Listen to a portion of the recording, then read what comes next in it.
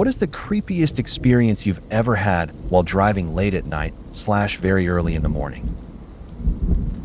My brother once told me a story that still gives me chills. He was driving home from out of town with his wife and their 3 kids in the back seat. They were going about 100 kilometers per hour on a long stretch of highway. As they passed a quiet section of road, both he and his wife noticed a man standing on the side.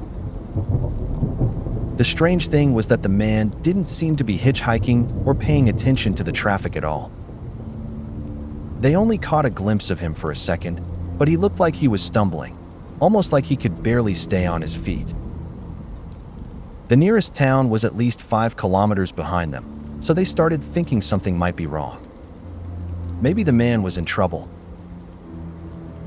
They decided to turn around and check on him, but since it was a highway, they couldn't just make a quick U-turn. By the time they found an exit, turned around, and drove back to the spot, about 15 minutes had passed. When they arrived, the road was empty. There was no sign of the man anywhere. Concerned, my brother called the local police and explained what they had seen. An officer came out, and together they searched the area, but it was difficult. The place was surrounded by open prairie with lots of land, and they weren't even completely sure of the exact spot where the man had been. Eventually, the officer told my brother he would call for backup and continue searching, but suggested my brother head home and get his kids to bed. The next morning, my brother received a call from that same officer. They had found the man. He had wandered away from the road and collapsed in a diabetic coma.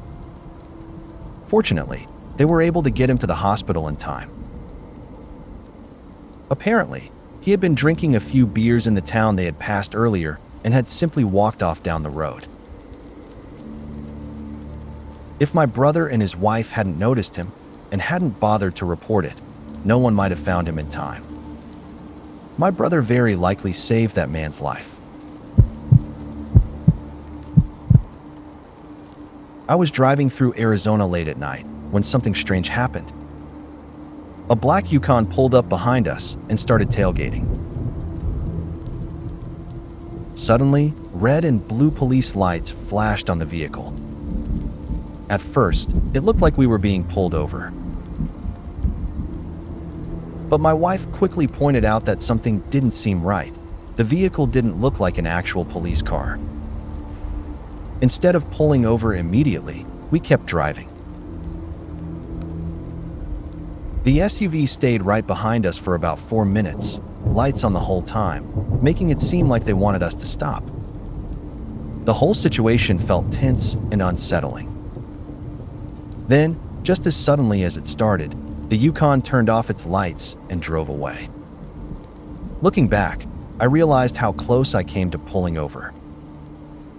If my wife hadn't trusted her instincts, I might have stopped for someone who wasn't a real police officer.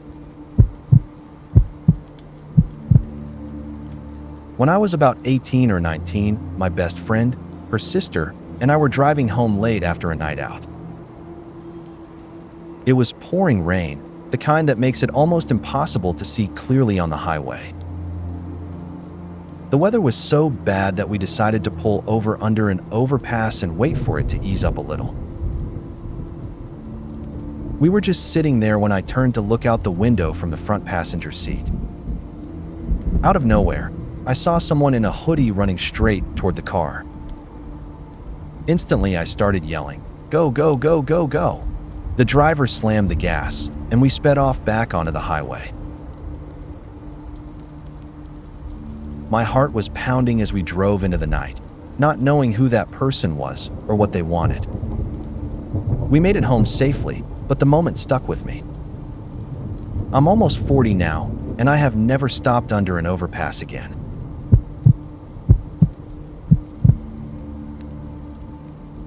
One time I came across a car stopped on the side of the road.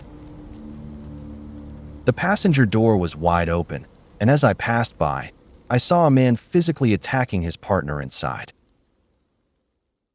I immediately called 911 and gave the dispatcher everything I could, the description of the vehicle and the part of the license plate I was able to see.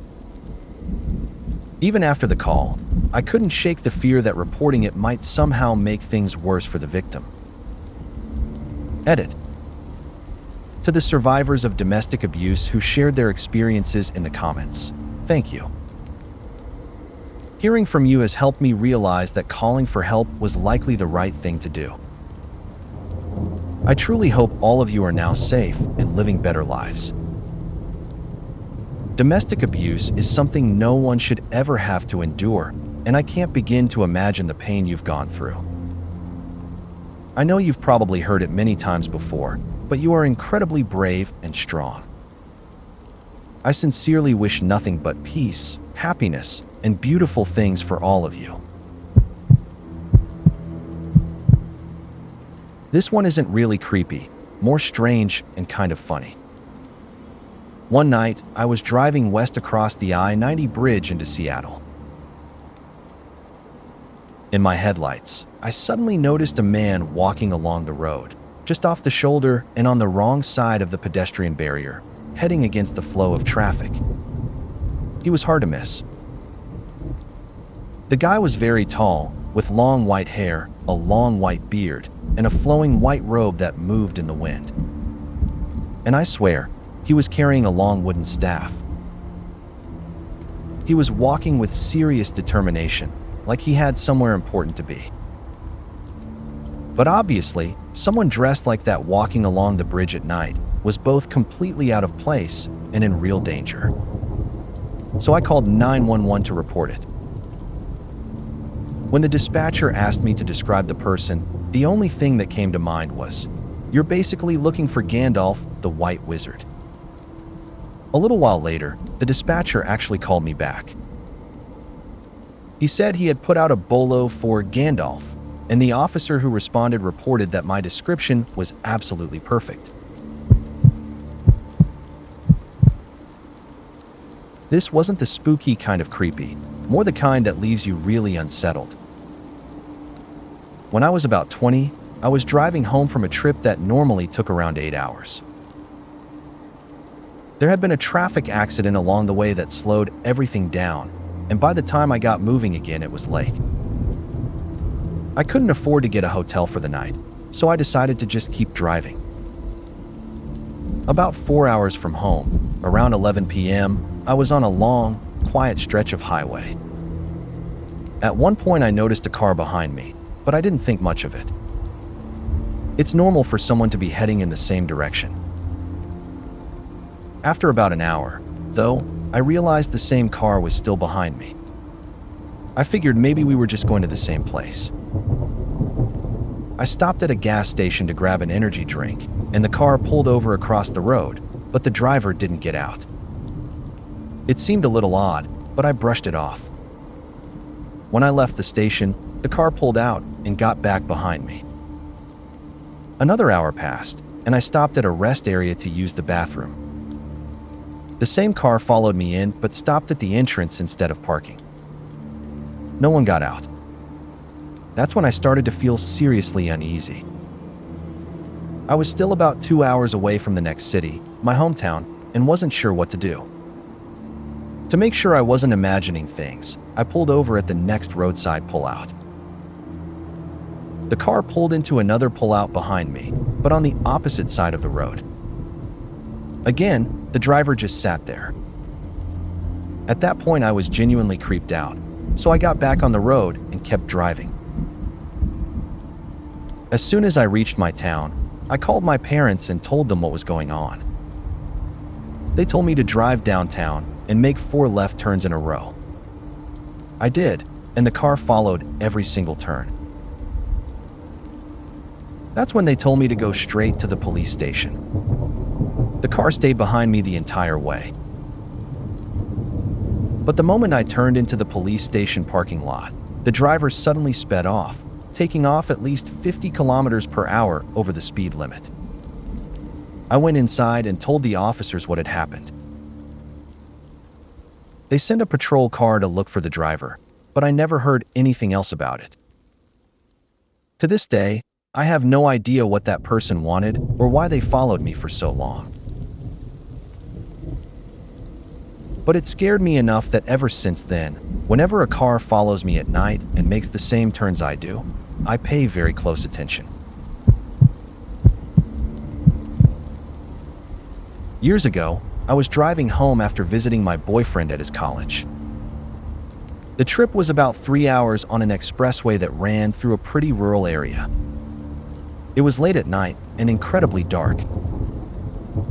All of a sudden, the steering wheel started shaking violently. I had to pull over immediately.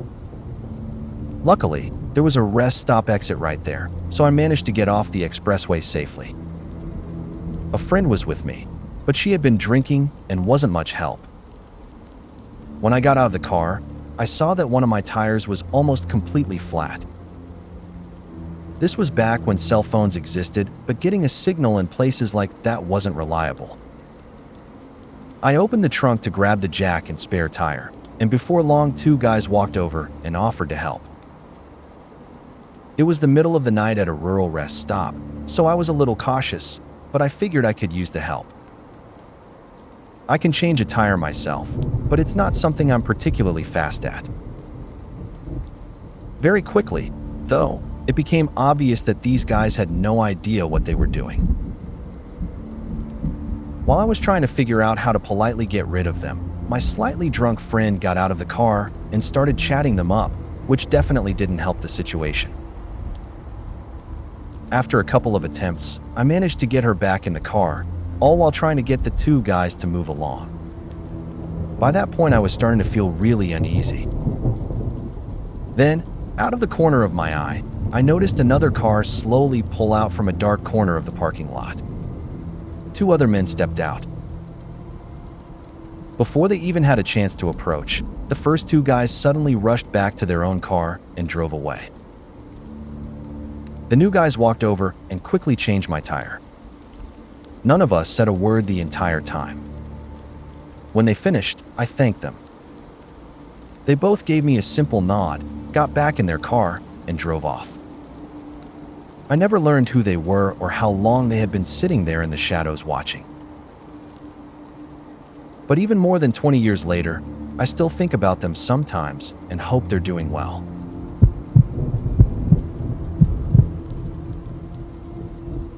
One night, I was driving along a state highway with my girlfriend at the time when something sudden and loud slammed into the side of my car. It scared both of us badly. For a second, we had no idea what had happened. When we stopped and looked at the side of the car, there was a big, dusty mark across the door. After thinking about it, we realized it must have been an owl that flew into the car while we were driving. We were both pretty shaken, so we pulled over for a moment. Then we decided to turn around and drive back to check the side of the road to see if the owl had been killed. We looked carefully along the roadside, but there was nothing there. Thankfully, it seemed like the owl had managed to fly away. This isn't exactly creepy, but it was definitely a messed up experience. I was about 19 and driving my mom's car late at night through a wooded area. I was on my way to check on a friend's cats while they were out of town. I already had pretty bad driving anxiety, so nighttime roads through the woods weren't exactly my favorite thing. Out of nowhere, something slammed into the windshield. Someone had thrown an egg at the car, and it hit dead center. Because it was so dark, the egg splattered across almost my entire field of vision, and suddenly I could barely see the road. For a second, I completely panicked. The sound was so loud that my first thought was that someone had shot at me or the car. There was nowhere safe to pull over, so I turned on the windshield wipers and kept driving, just trying to make it to my destination. I never saw who threw it or where it came from, but it scared the hell out of me. It took a long time for my heart rate to calm down after that.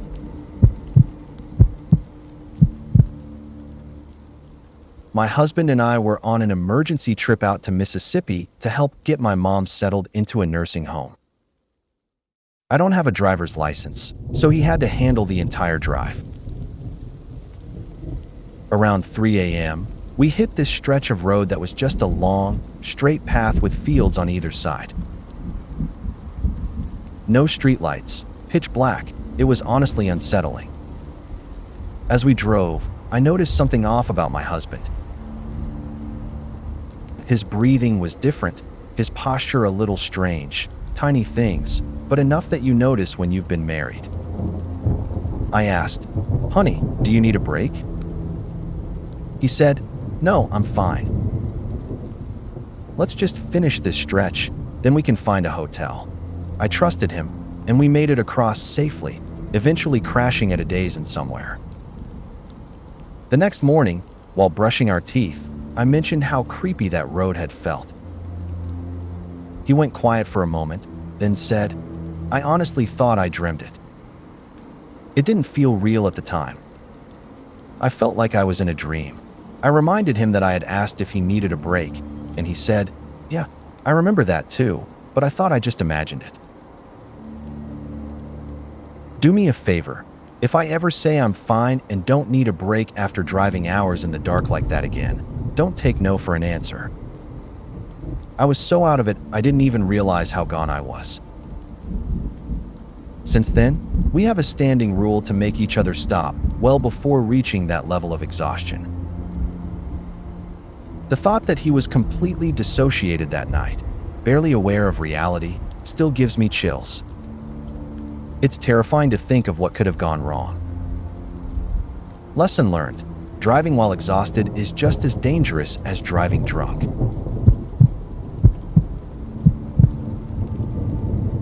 My husband and kids were driving home late at night after an out-of-town trip. My husband, who was exhausted, passed a slow-moving car and merged in a bit aggressively. Almost immediately, the driver behind us started tailgating. Rather than risk the driver seeing where we lived, we decided to take an early exit. The car followed us. We took several turns trying to shake him, but no luck.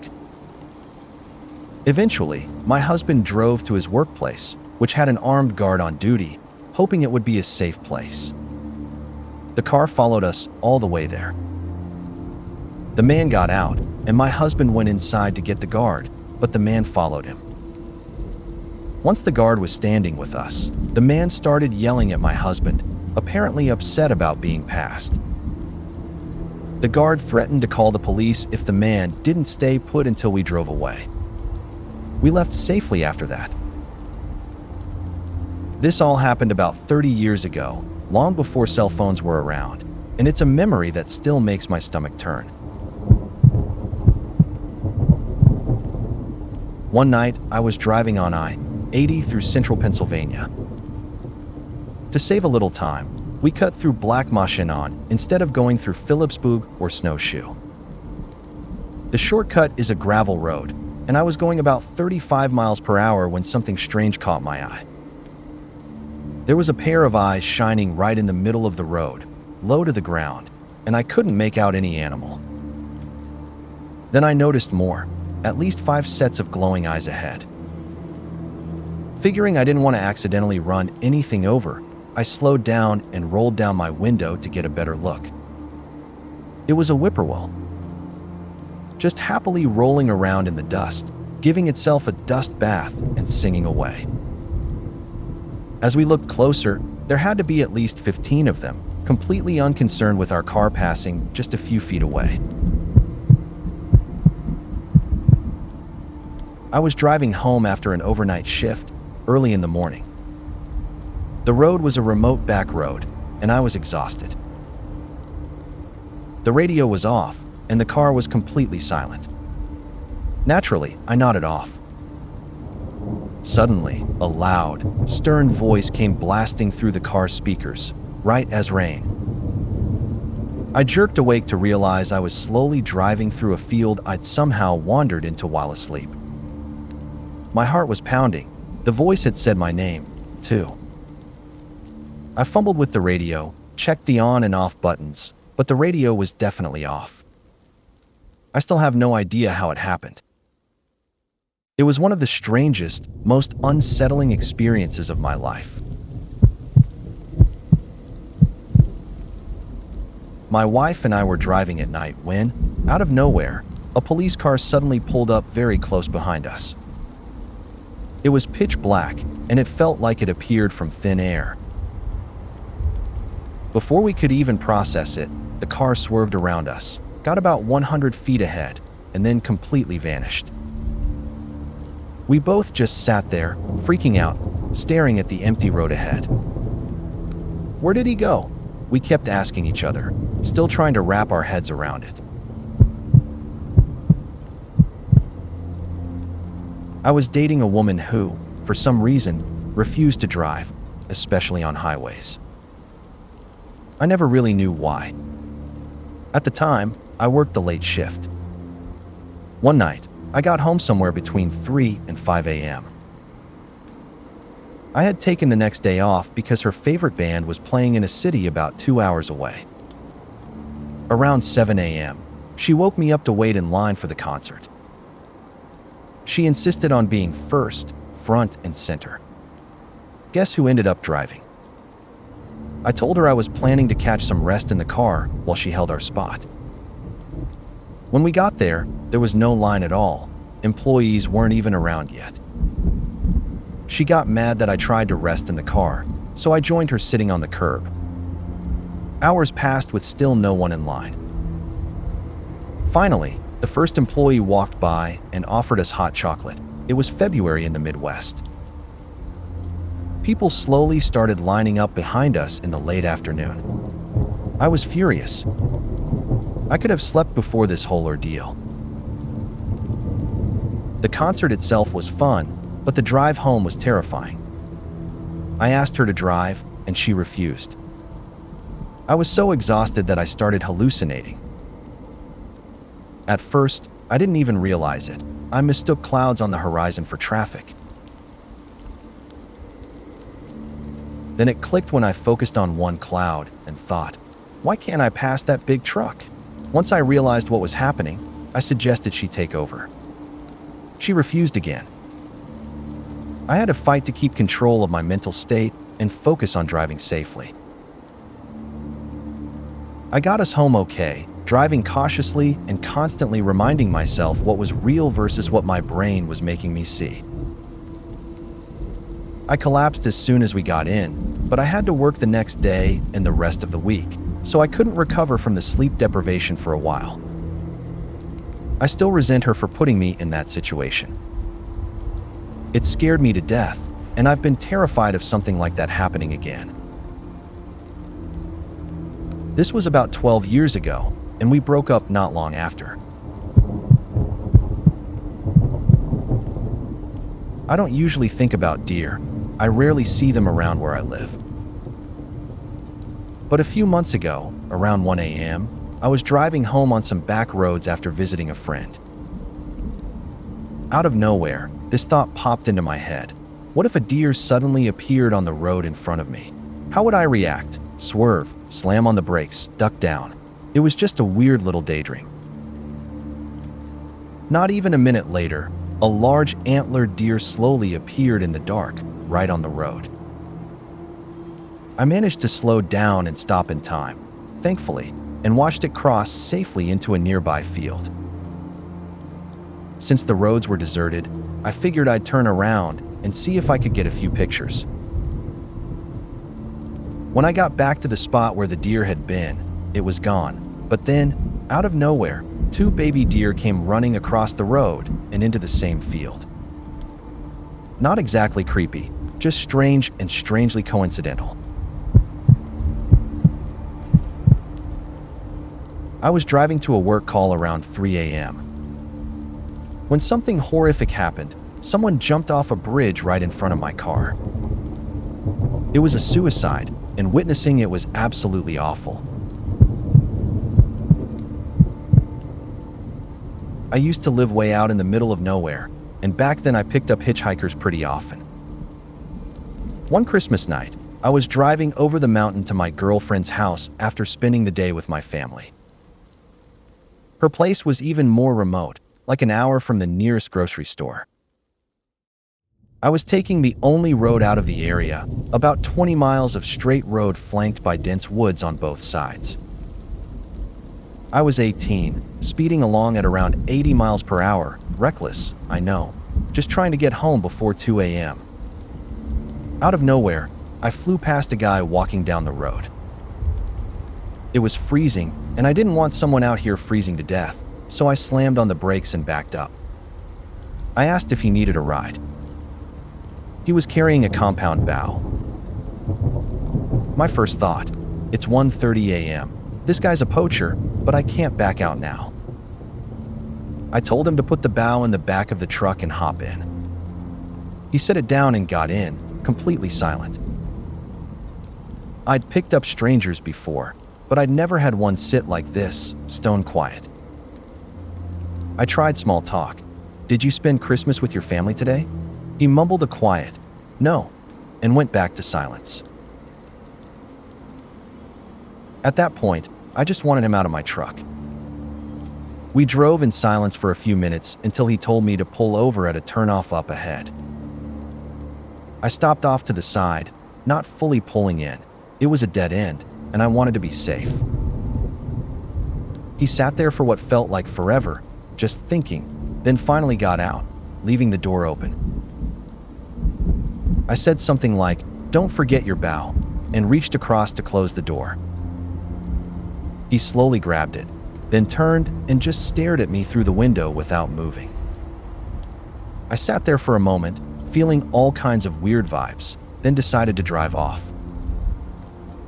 It wasn't violent or dramatic, but there was something really off about him.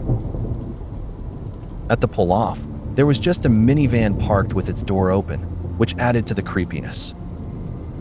I haven't picked up a hitchhiker since. This happened about 15 years ago.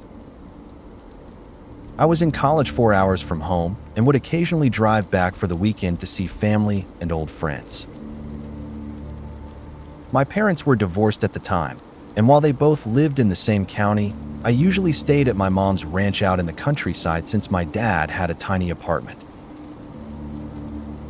One weekend, I'd been out at a late-night techno bowling event with friends and was driving back to my mom's in the early hours of the morning. Being way out in the country, it wasn't unusual to see no other cars at all. As I was driving along these dark, empty roads, I noticed a car behind me.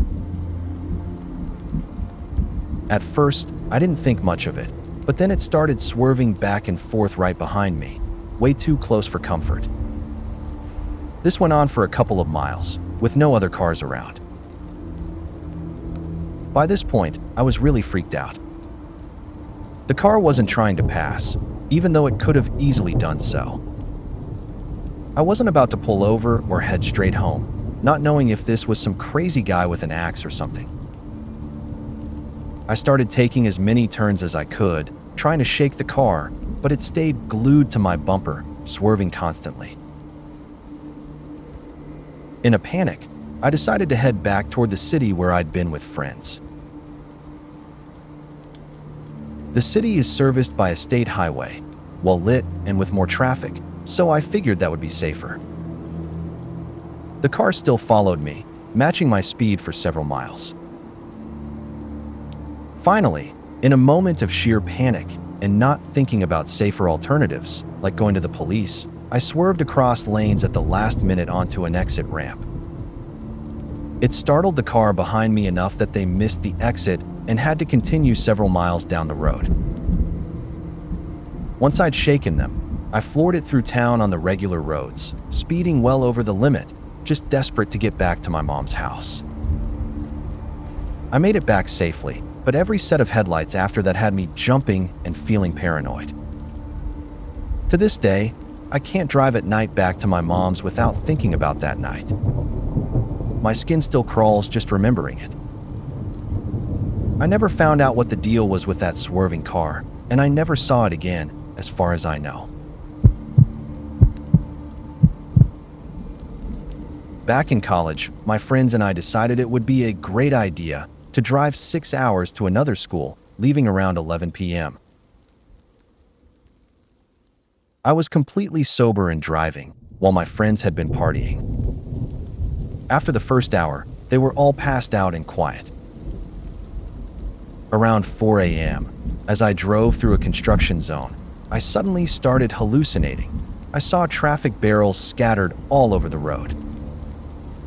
It only lasted 10 to 15 seconds, but it was incredibly confusing and unsettling.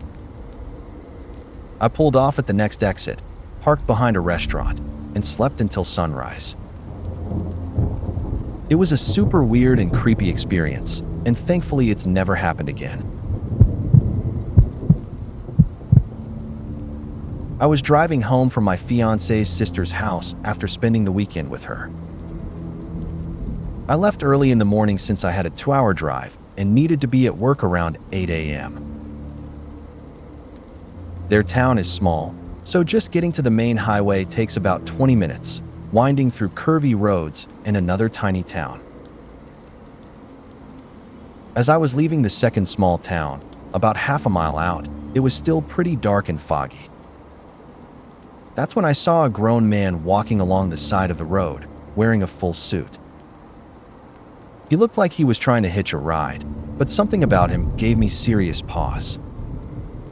Every instinct told me to just gun it and keep going. It gave me the heebie-jeebies.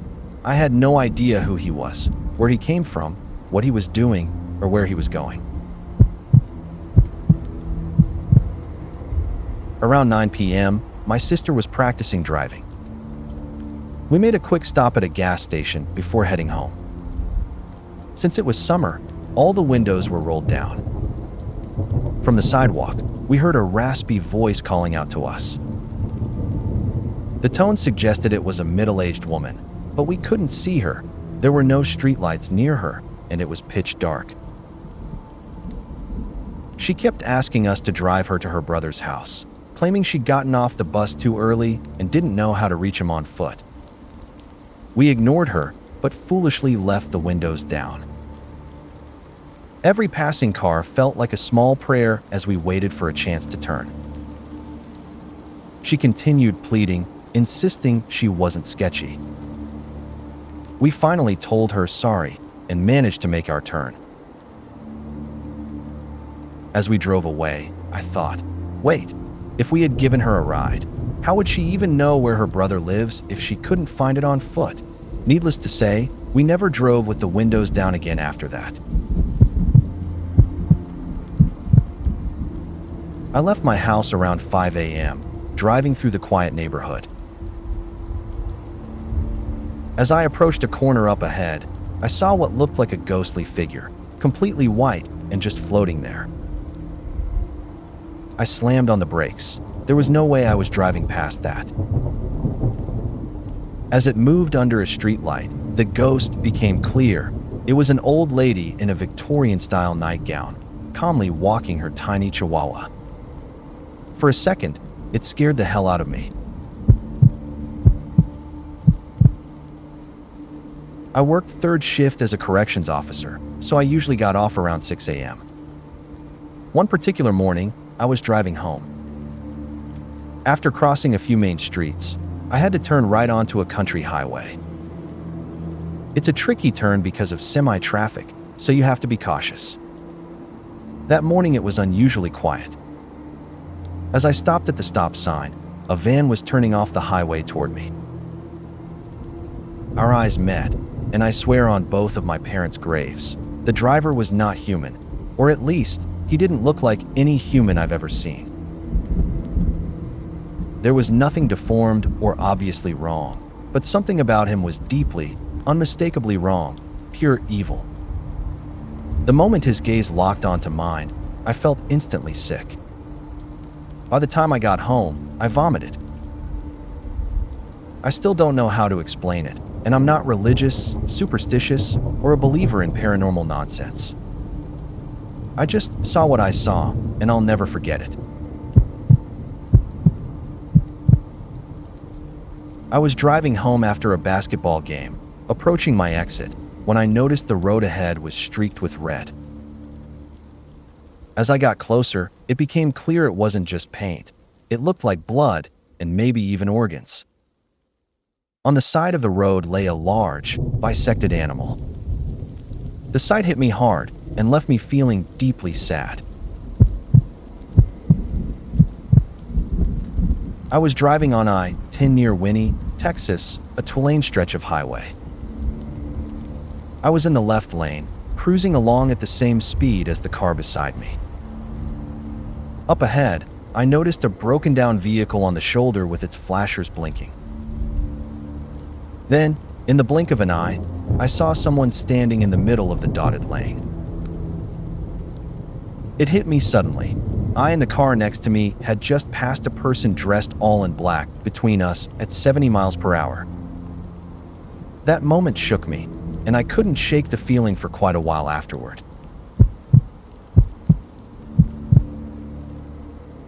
I was driving late at night on a quiet back road when I thought I saw someone with an enormous head standing in the middle of the road. I slammed on the brakes and hit my high beams, my heart racing. After a tense moment, I realized it was just a mylar balloon floating in the dark, but I definitely freaked out for a second there. I was driving through a sketchy part of town around 1 a.m.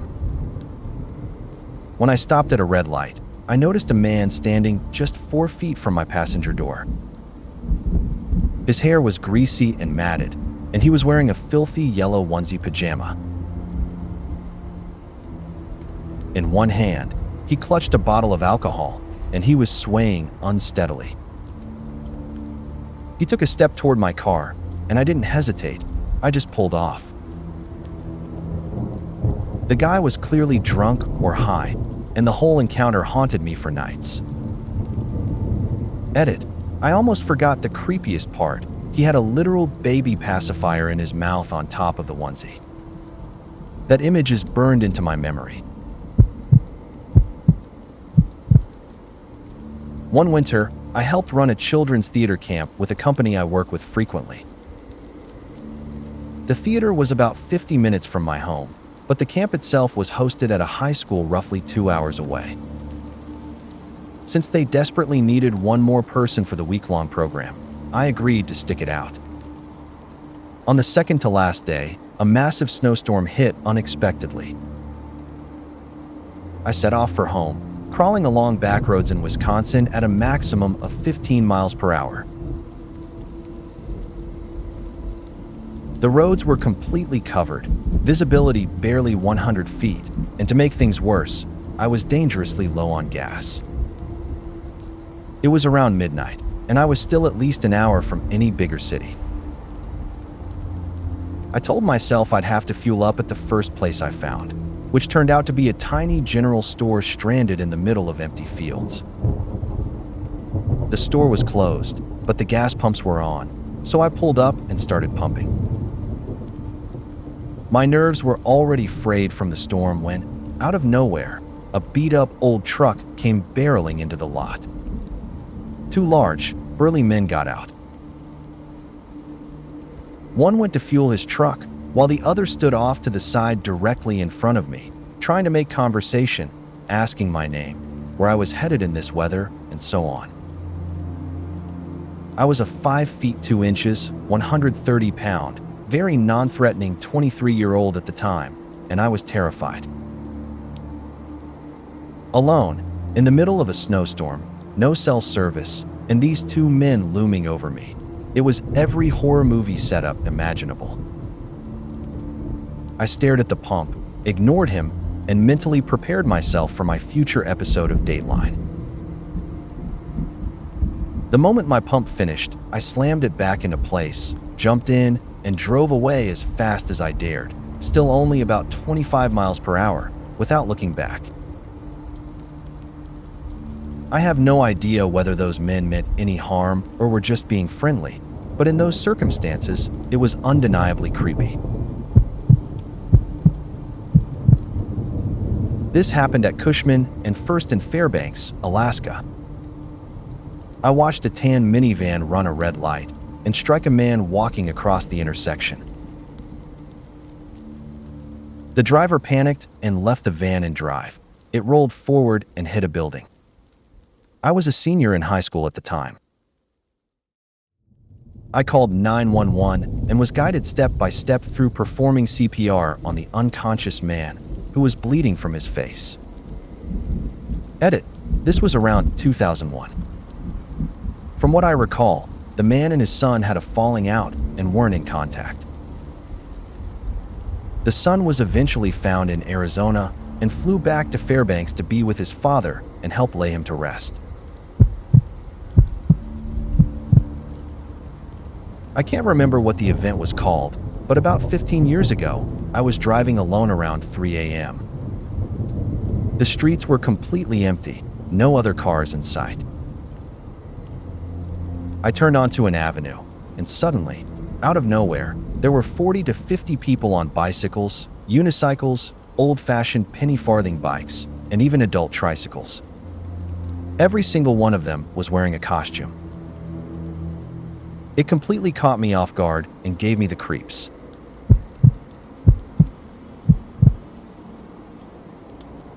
I was driving on the freeway, no construction zones or anything nearby, when I saw what looked like a construction worker sprinting across the lanes. He was shining a light directly at my car. But in the next instant, he was just gone. It was strange, unsettling, and honestly a little creepy. It might not sound that scary in writing, but it really freaked me out. My boyfriend had moved about 45 minutes away, and he'd pick me up from home every weekend. The drive is mostly freeway, passing through our city and right by the metro airport, a long, straight stretch of highway that's usually packed with traffic. One night around 1 a.m., the road was completely deserted. We were driving right next to the airport runways and terminals when a minivan appeared nearby. At first, we didn't think much of it. It was just another car on the freeway.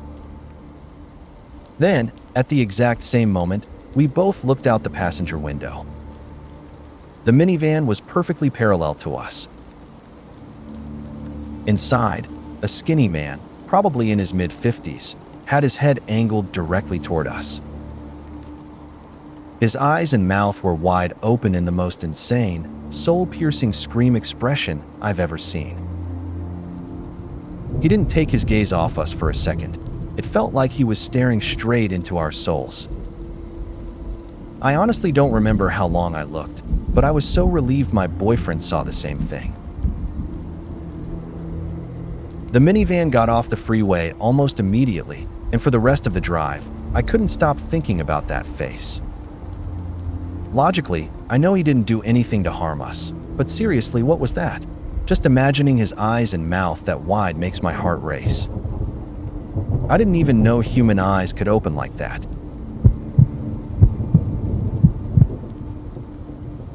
I was driving late at night on a massive highway, about 4 lanes each way, separated by a short white cement divider. For some reason, I glanced to my left and saw a car pulled over on the opposite side. As I passed, I noticed someone running, or maybe hunched over, like they were falling or crawling, just past the trunk of the car, moving against traffic on my side. Then, within seconds, another person appeared behind them and grabbed them. It looked violent. I saw outstretched hands and long hair being yanked back toward the car. It sent the weirdest, icy chill through me. Even now, 30 years later, that image is burned into my mind as clearly as if it happened yesterday. I was driving home late at night with my sister, a few blocks from our house, when it happened. Out of nowhere, a kid ran right in front of the car. We both screamed. I slammed on the brakes, bracing for impact, the sound, anything, but there was nothing. No child. No one. We looked at each other, panicking, on the verge of tears, suddenly gripped by terror. What the hell was that? It was the scariest moment of my life. I remember, in split seconds, imagining the bleak, horrifying future of having run over a child who never existed. I don't know what we saw. A ghost? A trick of the light? Something else entirely? I just know I am so grateful that it wasn't real. I was 17 and still new to driving. One night, I was heading out to pick up a friend I'd never been to before, and I brought a second friend along for company. The house was in a very rural area, and the GPS took us down a road that was more like a path through a field than an actual street, but it connected to the road we needed. Toward the end of the path, we saw a house with a lot of people outside and a car parked in the middle of the road, basically blocking it. We stopped a little ways back.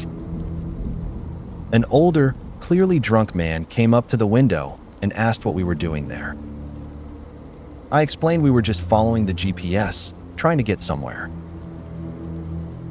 He said the car would be moved in a minute and that there was a stop sign ahead, past the barn, where we could turn onto the road we needed.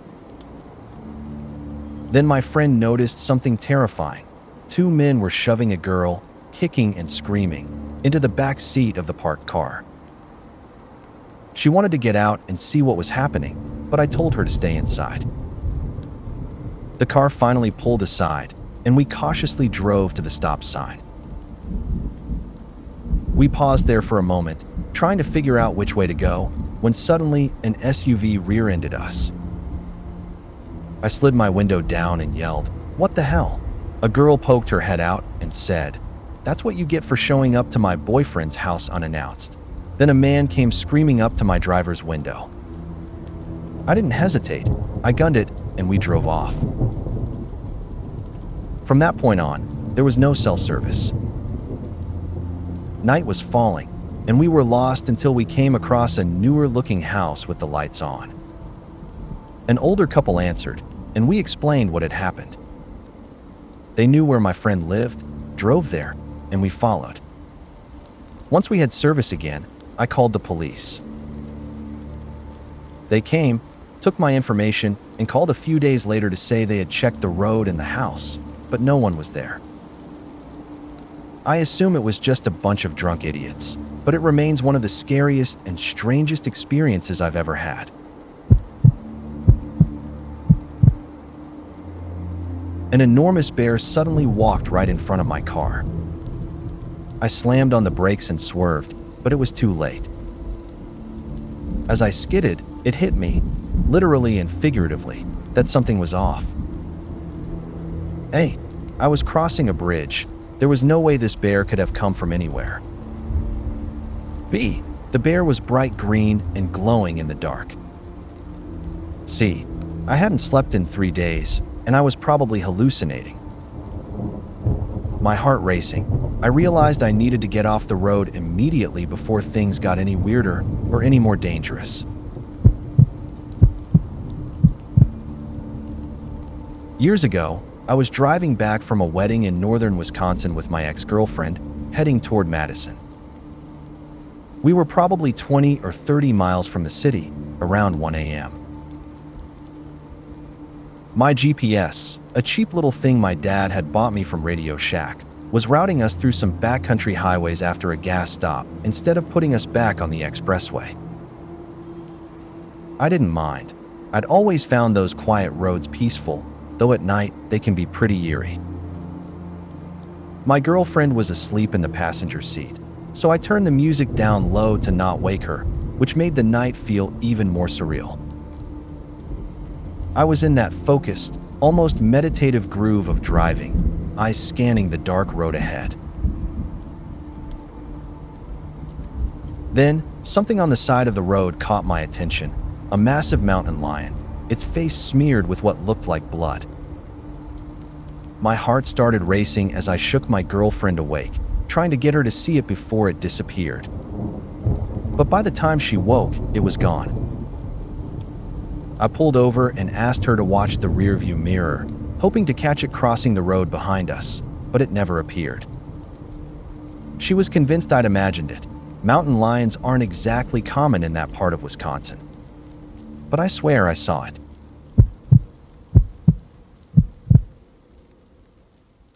Years ago, I worked in IT in a support role for nuclear power stations in the UK, office systems, desktops, servers, nothing to do with the plant operations. I was based in the Northeast, but occasionally covered on call for stations across the country. One night, I got called out to the plant at Heysham on the opposite coast.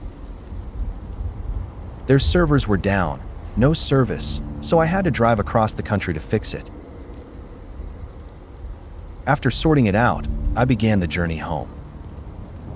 My route took me along some very remote back roads, over the moors. Desolate, pitch black, middle of nowhere stuff. Around 3 a.m., I was exhausted, driving cautiously along the twisting roads, when I noticed something off to my right. A flicker, a flash, or maybe just my tired eyes playing tricks. Then I saw it again, clearer this time. A few tiny glowing lights, moving sporadically. They kept appearing and disappearing. Soon there were about 8 of them, floating slowly toward the road, a strange greenish glow. My heart rate spiked. Was I about to get abducted? Probed? The lights seemed to bob and drift closer, brighter with each second. I couldn't speed up. The road was twisty, unfamiliar, and I was genuinely freaked out. My hands gripped the wheel tighter and tighter as the lights appeared almost at the edge of the road. My imagination was running wild. And then, suddenly, 4 sheep ran across the road in front of me. My headlights had just caught the reflection of their eyes. I felt like a complete idiot, but the relief was immense. I couldn't stop laughing for the rest of the drive, though I'll admit, for a few terrifying minutes, I was convinced something otherworldly was happening.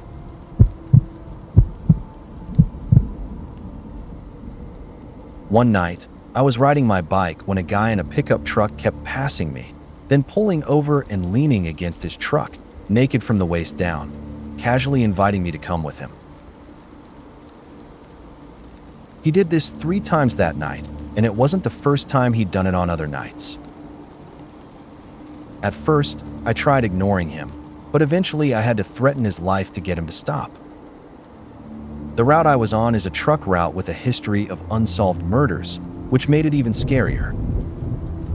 He's the reason I now carry a machete in my bike bag.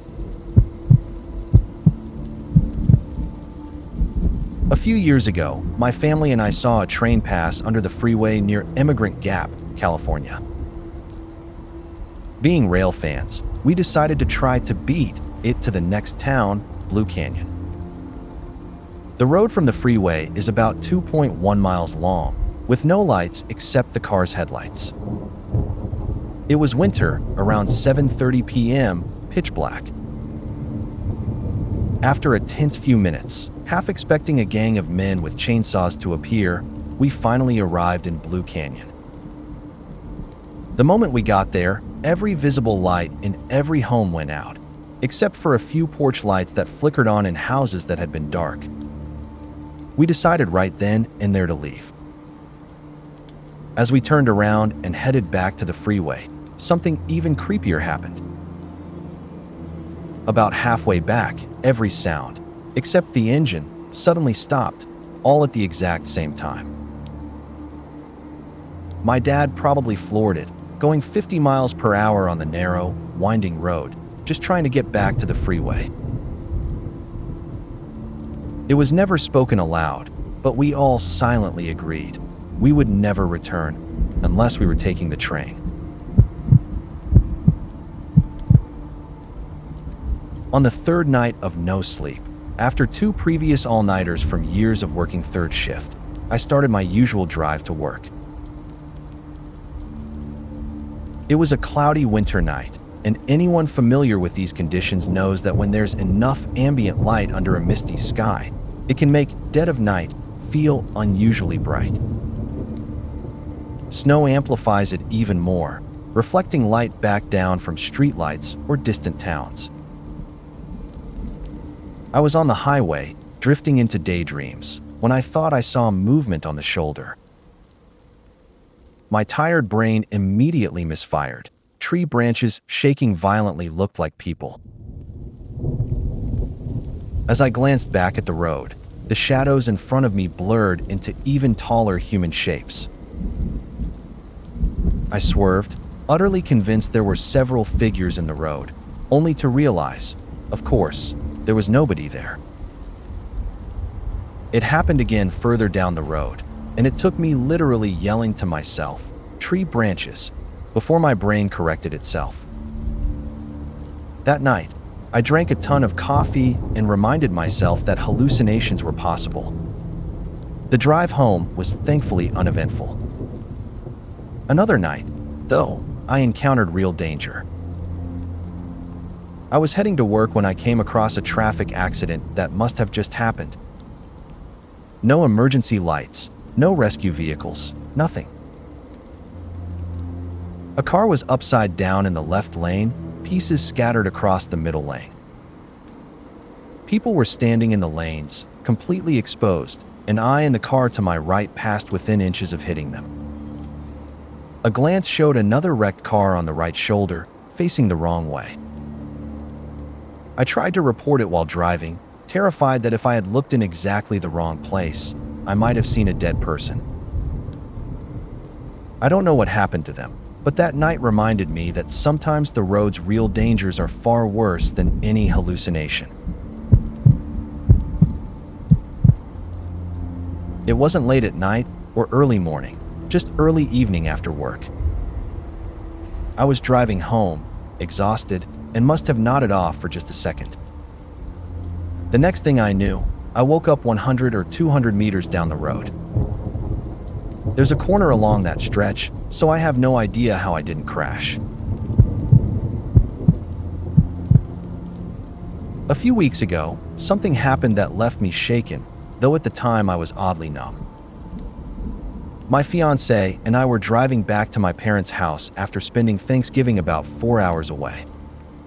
It was early evening, and I was exhausted. As we neared the turn onto my parents' main road, my fiancée gasped and pulled over. At first, I didn't see it. A dog was trotting along the middle of the road. This wasn't unusual in our equestrian suburb. Dogs often got loose, including my parents on occasion. We, like many others, always try to help them. A couple of other cars stopped as well, hazards blinking. The dog lagged about 30 yards behind us, and we called to it, trying to get it off the road. Some cars carefully passed, stopping for the dog as best they could. Then a silver Prius came barreling down the road, easily doing 55 to 60 in a 25 miles per hour zone. The dog was moving toward the group, but the car didn't slow. I grabbed my fiancée and shoved the other people out of the way, pulling everyone to safety. And then I heard it, a sickening thud, the screech of brakes, and I watched in horror as the dog was hit. The driver got out, glanced at the dog, tucked his phone away. Obviously he'd been distracted, and tried to drive off. I don't know what came over me, but I ran to the car, ripped off his side mirror, and yelled at him. "You just took an innocent animal's life and won't even take responsibility?" He muttered something about being from Phoenix, and I called him a moron to his face. My fiancée was sobbing, and I ran to the dog. His body wasn't mangled, but I understood her grief instantly. He was still breathing. I knelt in the road, crisscrossed my legs, and held his head in my lap, stroking him, whispering that it would be okay. He was young, maybe a year old. My fiancée took over comforting him while I ran to my parents' house, grabbed a .22, praying I wouldn't have to use it. By the time I returned, the dog had passed, no longer suffering. A neighbor who had witnessed the commotion helped me lift him into the car. Later, we discovered he belonged to a boy across the street. My fiancé and I drove to the house. The boy opened the door, wide-eyed, seeing me covered in blood. His father appeared equally alarmed. We explained what happened. Quietly, they confirmed it was their son's dog. I gently carried him to their backyard for burial while I listened to the boy crying inside the house. Back at my parents' house, my fiancé cried. I sat silently, tearless, numb. I couldn't process what had happened until weeks later, and even now, it haunts me. I kept thinking, if I can be this emotionless to something so tragic, what would it take to shake me? That numbness freaked me out, and I'm still grappling with it. I was 19 and in college. 5 friends and I squeezed into a car that barely fit all of us and drove an hour and a half to the local casino. Completely sober the entire time. After a few hours of losing what little money we had, we piled back in the car to head home. About 10 minutes into the drive, while going up a hill, we were pulled over. A cop approached the window, asked where we were headed, told us to take 2 cars next time, and then left. As we crested the hill where we'd been stopped, we could see our dorms in the distance, maybe 3 minutes away. It took a moment for it to sink in. We had just traveled 90 minutes of driving in only 13 minutes. The realization spread silently among us. We parked and headed into a dorm room to drink and talk it over. As we pieced things together, it hit us that none of us remembered what the cop looked like. No badge, no uniform color, no face, not even a gender. No paperwork, nothing to reference. They had just stopped us, and somehow we had been teleported more than 50 miles. The only memory we had was a strange sense of safety, as if someone had made sure we were protected. The only explanation that makes sense. Something dangerous was on the road ahead, and someone, or something, didn't want us to get caught up in it. My ex and I went on a date, but I didn't want to go home afterward. I hated being around my family and just wanted to stretch the night out as long as possible. So we decided to drive around, talk, and just spend time together. He was driving, and neither of us really knew where we were going. Eventually, we turned onto a dirt back road that dead-ended. We parked to figure out where we were and how to get home, since it was getting really late. Suddenly, a car pulled up behind us. This was a scenic, isolated road that ended at a cliff-like area. There was no reason to be there that late.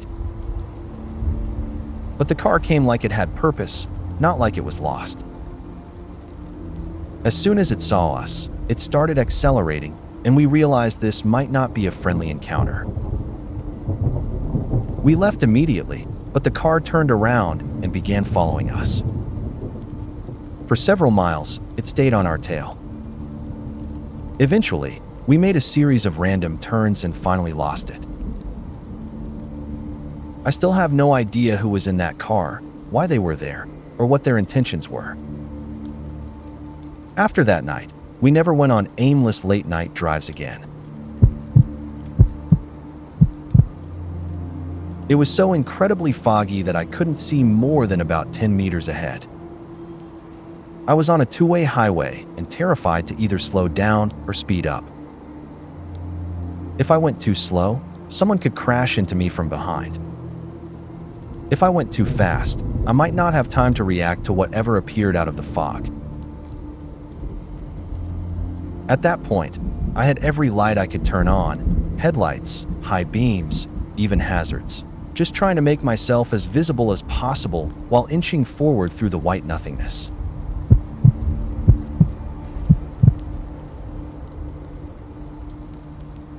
While driving from Denver to Powers Lake, North Dakota, in the dead of night on endless, lonely roads, I encountered what felt like hundreds, maybe thousands, of dead mule deer. A dump truck had flown past me earlier, and a few miles later, I saw it stopped on the side of the road, having collided with a deer and reduced it to a mist of blood. The sight was shocking, and it set the tone for the rest of the drive.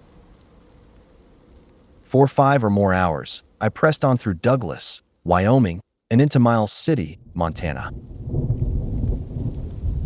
At times, the deer on the road were so numerous that I had to honk constantly and creep along at about 5 miles per hour, weaving carefully between lanes to avoid hitting them. As the sun rose over the horizon, the scale of it became terrifyingly clear. Hundreds of deer stood in the grass all around me, a living, moving sea of animals. I was exhausted from a long day of driving with hardly any rest, and the sheer enormity of it was almost surreal. Later, I learned that I had been driving right through the middle of one of the largest land mammal migrations in the continental United States, a staggering, unforgettable experience. This isn't supernatural, but it was terrifying enough.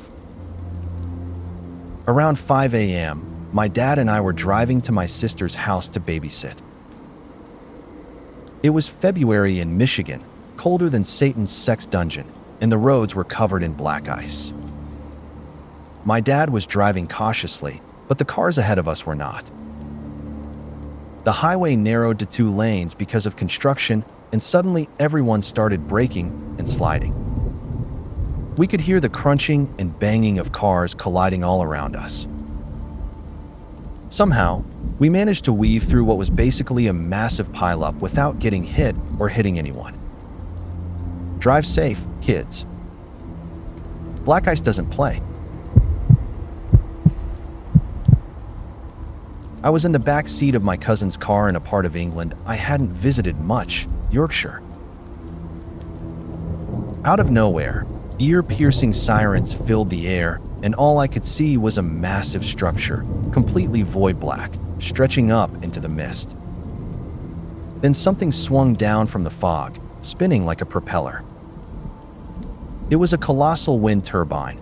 I'd never seen one that size before.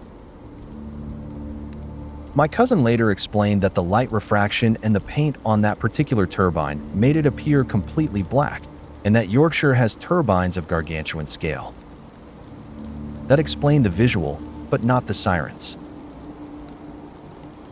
I suspect it might have been exploding head syndrome, a phenomenon where extreme fatigue can make you hallucinate sudden, loud noises like sirens or explosions.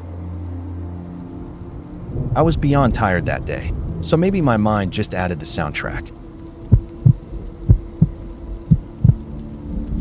When I was 17, I used to drive to the gym at 4:30 a.m. to work out before school. One early September morning, I stopped at a red light, and that's when 3 clowns started approaching my car from the crosswalk. There were no other cars around, and I didn't stick around to find out what was going to happen.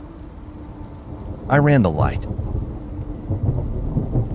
This was during that clown craze years ago. Most of them were harmless pranks, but there were some reports of actual crimes committed by people in clown costumes. I didn't want to risk discovering which category these ones belonged to. I was driving on the interstate when I saw something scattered across the road.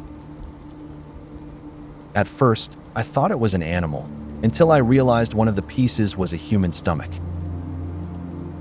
Ahead and behind me, about 7 police cars had blocked off the scene. The next day, I looked it up and learned that a man had been tragically struck by a vehicle.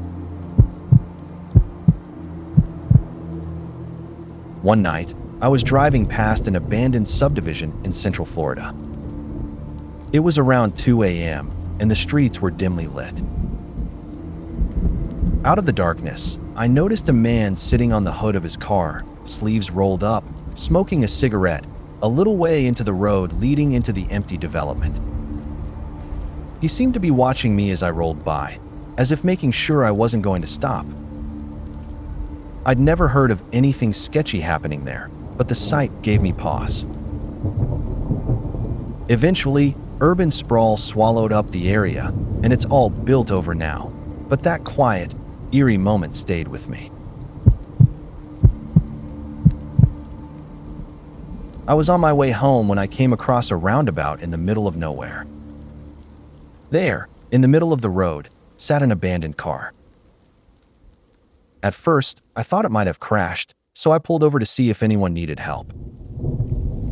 The doors were open, the hazards blinking, the keys gone from the ignition, and there wasn't a soul in sight. What made my stomach turn was the baby seat in the back. I called out toward the nearby field, hoping someone had just wandered off, but there was nothing. After a tense few minutes, I called the police. They hadn't heard about it yet and came out to investigate, but I never found out what became of the car or why it had been left there. When I was younger, I went through a really rough time.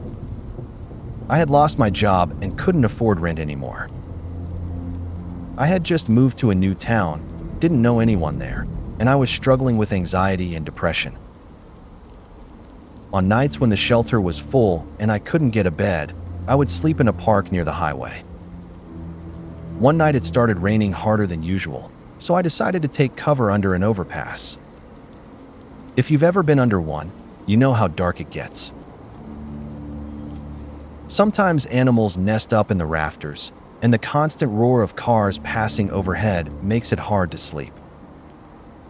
That night it was pouring, the shadows felt heavy, and I was already exhausted and on edge. While I was lying there trying to rest, a car pulled in and stopped under the overpass. Cars don't usually stop there, but since it was raining so hard, I figured they might just be waiting for the storm to pass.